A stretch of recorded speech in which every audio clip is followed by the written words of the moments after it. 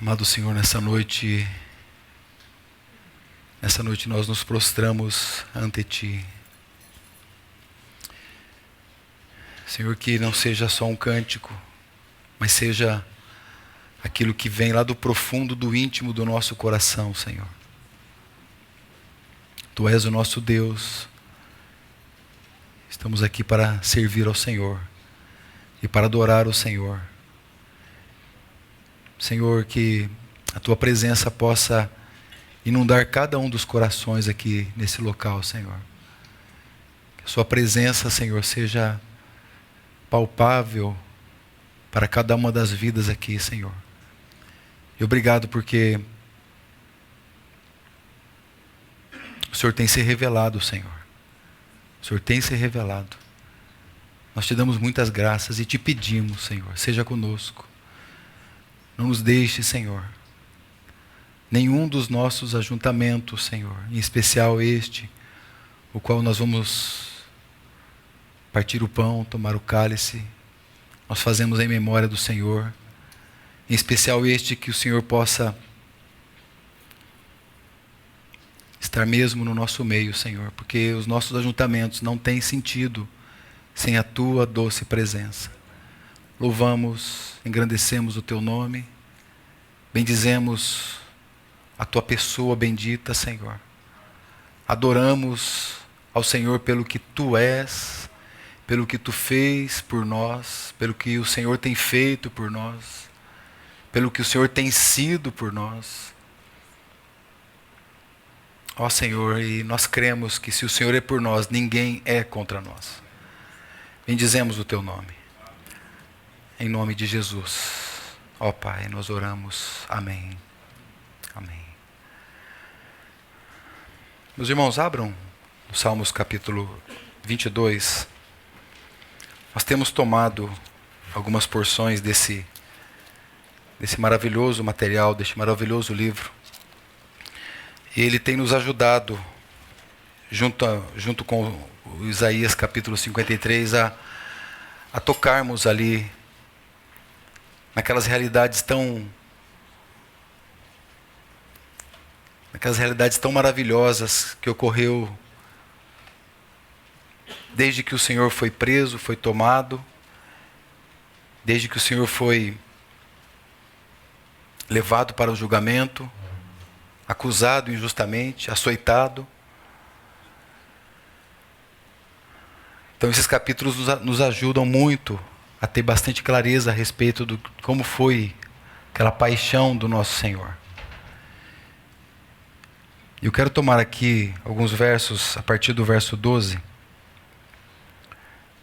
Muitos touros me cercaram, fortes touros de Bazã me rodearam. Abriram contra mim suas bocas, como o leão que despedaça e que ruge. Como água me derramei, e todos os meus ossos se desconjuntaram. O meu coração é como cera, e derreteu-se dentro de mim. A minha força se secou como um caco, e a língua se me pega ao paladar, e me puseste no pó da morte, pois me rodearam cães. O ajuntamento de malfeitores me cercou, traspassaram-me as mãos e os pés. Poderiam contar todos os meus ossos. Eles vêm e me contemplam, repartem entre si as minhas vestes e lançam sorte da minha túnica. Aqui mostra o Messias sendo despojado da sua dignidade e até a sua última peça de roupa tirada. Esses salmos, irmãos, como um todo, nós vemos aqui o Messias cercados por inimigos ferozes. E aqui é a demonstração da agonia, da dor, da humilhação, esgotamento físico.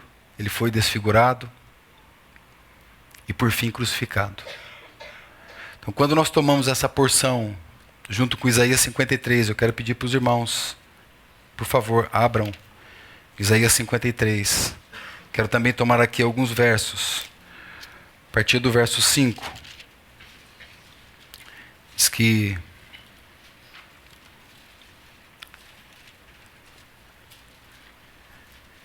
ele foi ferido pelas nossas transgressões. Da mesma forma que o Messias, o servo sofredor que foi ferido e oprimido pelos nossos pecados. Então diz que ele foi ferido pelas nossas transgressões e moído pelas nossas iniquidades. O castigo que nos traz a paz estava sobre ele, e pelas suas pisaduras nós fomos sarados.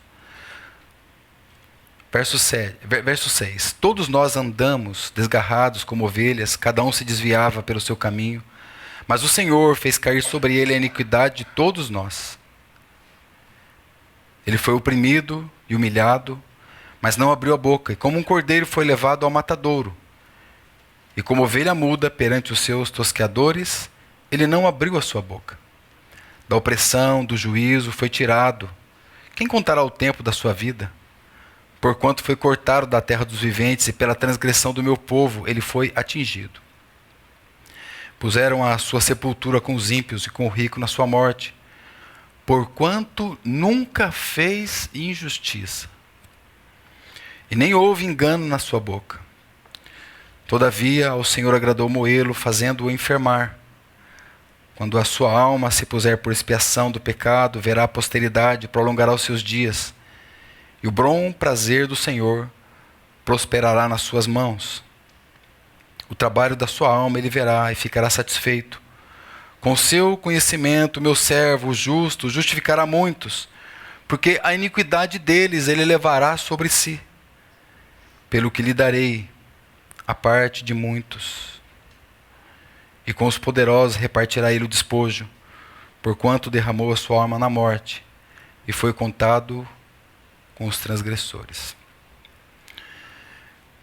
Então nós vemos aqui que o Senhor foi castigado no nosso lugar para satisfazer a justiça de Deus. E é interessante, irmãos, que quando nós colocamos as duas porções juntas, Salmos capítulo 22, Isaías capítulo 53, a similaridade da profecia, a similaridade da revelação profética é muito grande.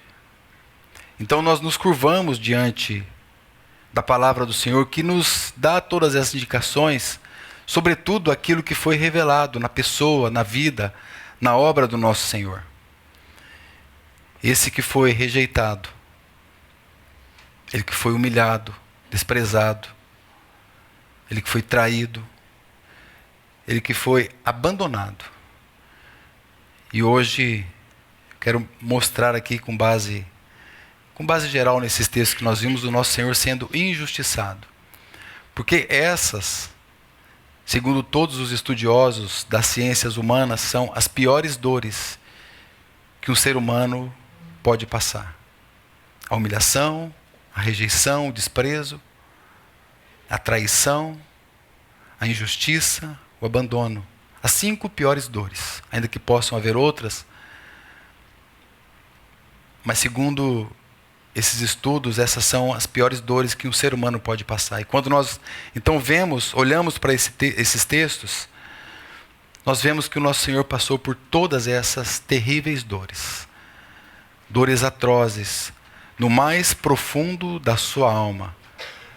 Tão lancinantes quanto as próprias dores físicas. As dores na alma. Ele foi humilhado, desprezado, rejeitado, traído, injustiçado. Então, irmãos, esses 2 capítulos eles são extremamente emblemáticos, eles revelam, sim, o sofrimento do nosso Senhor. E tudo isso ele passou para fazer a vontade do Pai. Para que o Pai pudesse ter então uma família, e ele tivesse uma esposa, uma noiva, e o Espírito Santo então um lugar de habitação. Desde a sua encarnação, então, quando o Senhor vem a este mundo, desde o seu nascimento, injustiça é uma marca, é uma característica de toda a sua vida, até o final dela. E no culminar dessas injustiças, nosso Senhor passou por 6 tribunais. 6 tribunais humanos. Em todos eles, talvez melhor dizendo, nenhum deles se achou no Senhor nenhum pecado. Falando há pouco com o Thomas, ele lembrou de algo muito interessante, porque quando o cordeiro para o sacrifício, ele, antes de ser imolado, ele tinha que ser examinado. Então ele tinha que ser observado, e ele não podia ter nenhum tipo de defeito. O cordeiro, ele tinha que ser totalmente limpo.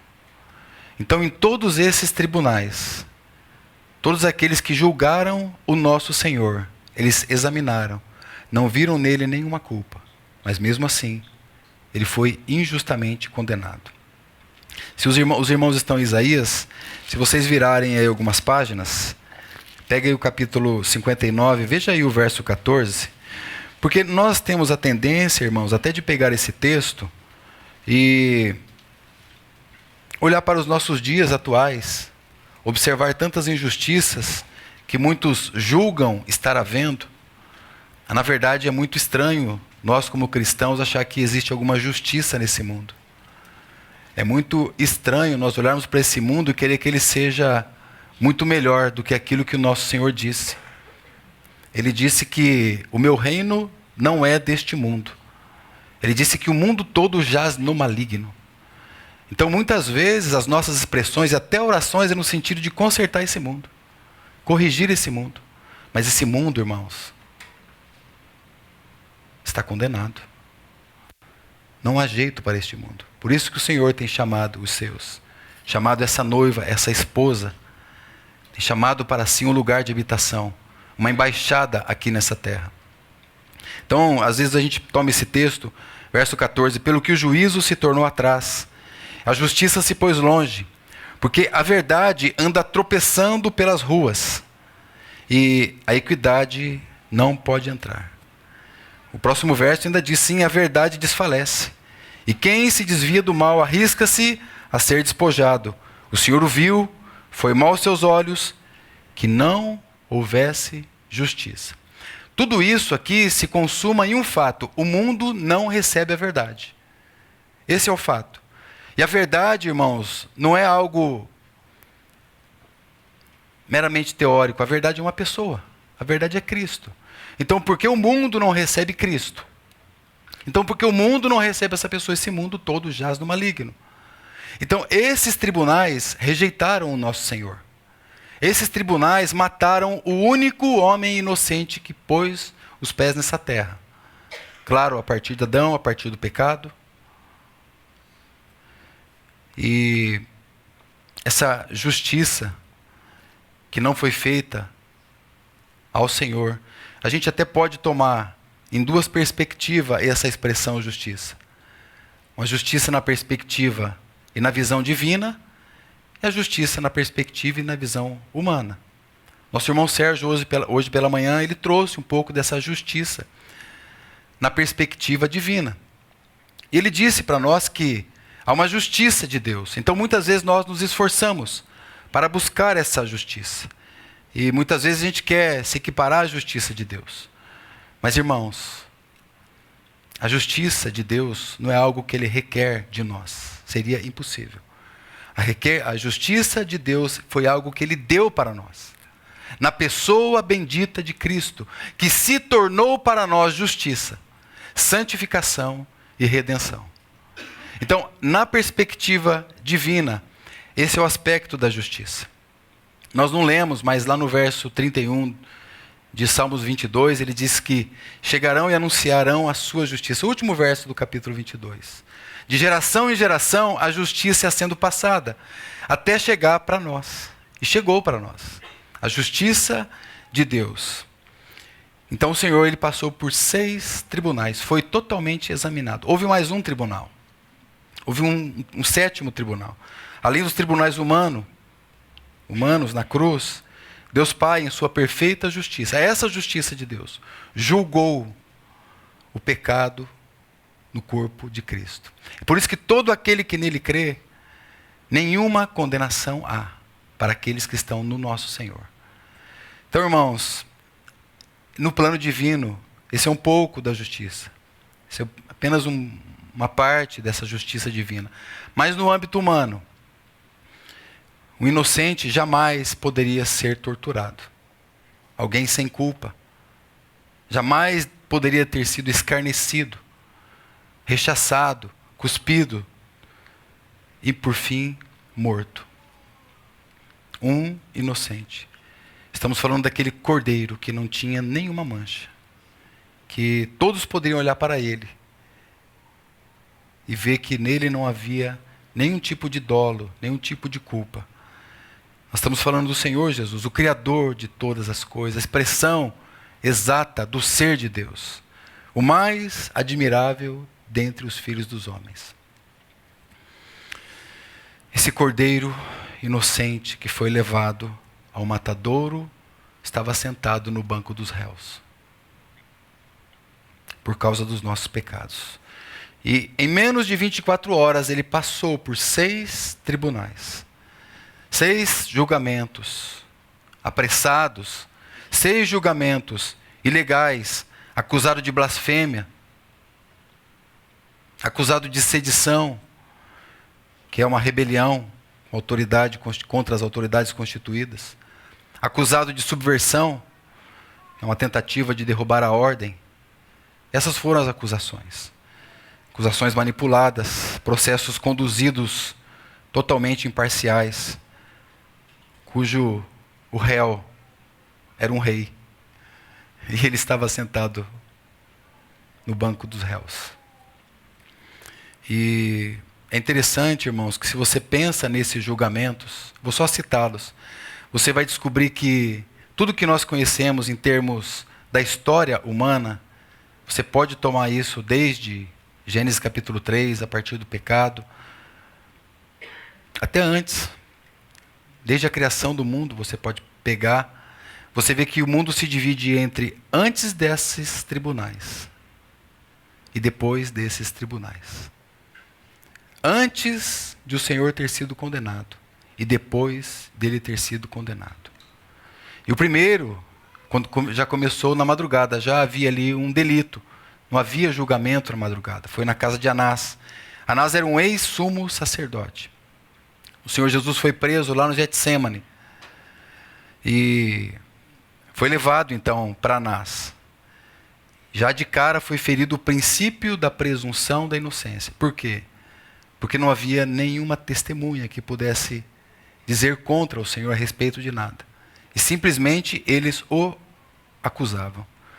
Esse interrogatório aconteceu com intimidações, com agressões físicas. Esse foi o primeiro tribunal. E sem qualquer prova. E ali então, irmãos, essas feridas, essas marcas, naquele homem, o único justo dessa terra, já foram sendo provocadas dores no seu íntimo. A dor da injustiça. Depois, então, as dores vão se intensificando e o Senhor é levado, então, para Caifás. Então, o primeiro é o ex-sumo sacerdote. Agora ele vai na presença de um sacerdote. Também de noite. Um julgamento noturno, ilegal. Havia ali testemunhas fabricadas. Testemunhas que eram falsas. E Jesus, então, mais uma vez, é torturado. Cuspiram, vendaram os seus olhos. Irregularidades jurídicas, falta de integridade nos julgamentos. Depois da madrugada, já pela manhã, ele é levado para o Sinédrio.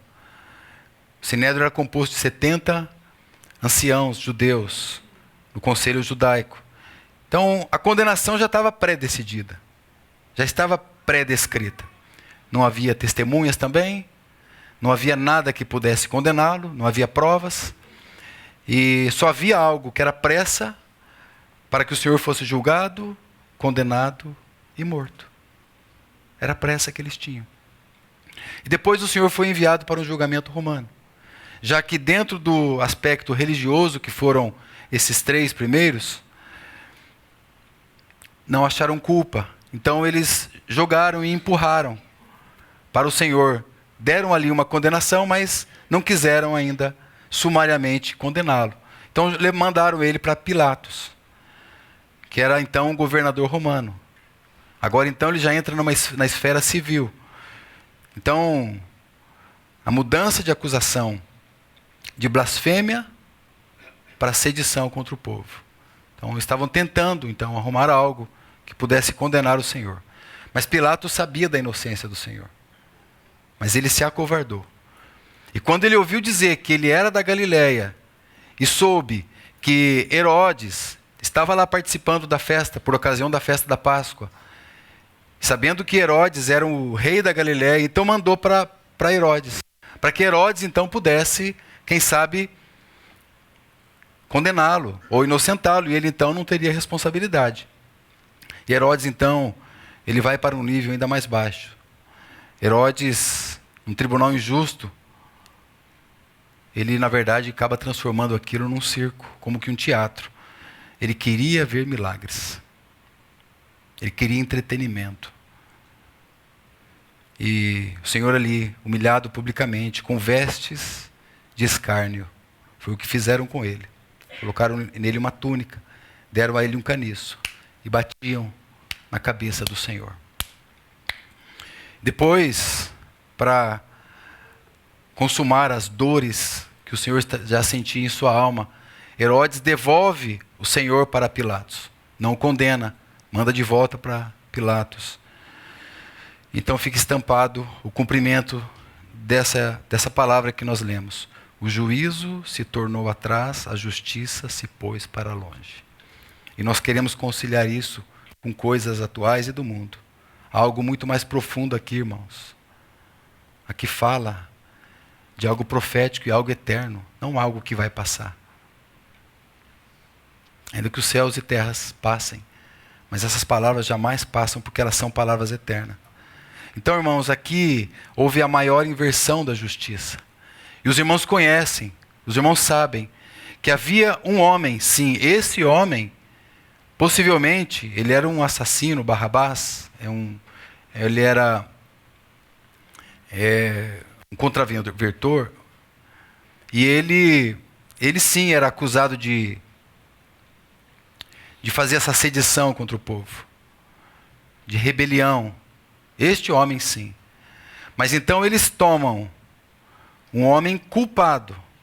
Porque Pilatos, já na ânsia de se esquivar e sair de toda aquela situação e não precisar condenar o Senhor, ele dá a cartada final. Ele falou, vou apresentar Barrabás, e certamente eles não vão querer soltar Barrabás. Porque Barrabás está indo contra até o próprio conselho judaico, o próprio modelo da própria política atual que estava ali.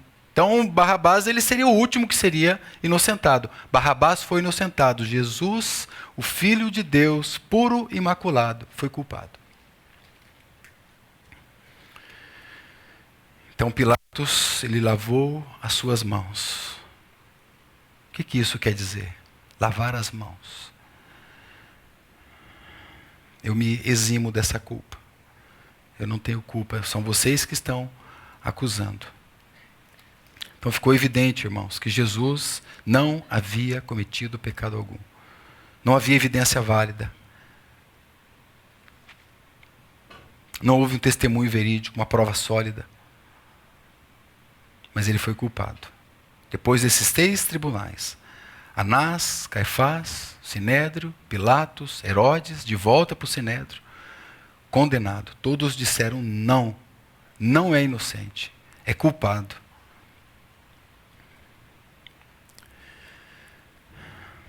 Tem um cântico, meus irmãos, até há pouco eu acabei de colocar ele no nosso grupo aí. Ele diz, cortaram o madeiro, fizeram uma cruz para o meu Salvador.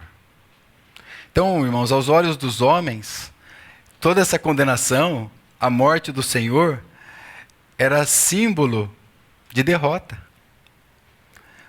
Mas tudo isso estava no plano do nosso Senhor. Tudo isso estava descrito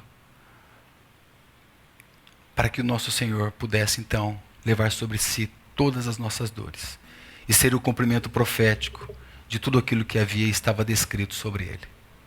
Irmãos, essa cruz ela foi lavrada lá na eternidade. Deus estava em Cristo reconciliando consigo o mundo.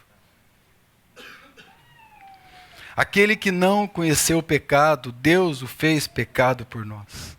Então, irmãos, essa ideia de que houve uma derrota, na verdade havia um plano perfeito por detrás. Cumprimento profético. Isaías vai dizer que o Senhor fez cair sobre ele a iniquidade de todos nós. Que ao Senhor agradou moê-lo, fazendo-o enfermar. A palavra do Senhor diz que nem mesmo o seu próprio filho poupou. Antes, por todos nós, o entregou. Louvado seja o teu nome, Senhor. Nós te bendizemos nessa noite. E nós te agradecemos, amado Senhor, porque o Senhor foi condenado para que cada um de nós aqui fôssemos inocentados. Te damos graças e nós estamos aqui para dizer que todo esse sacrifício, todas as dores que o Senhor teve que passar e sofrer, ó Senhor, não foram vãs. Não foi em vão o teu sacrifício. Eis aqui, Senhor, o fruto do teu penoso trabalho. Estamos aqui para fazer memória do Senhor. Nos lembrar quão terríveis dores o Senhor passou. Estamos aqui para bendizer e adorar o teu nome. Para a tua glória, Senhor. Em teu nome, Jesus, que nós oramos. Amém.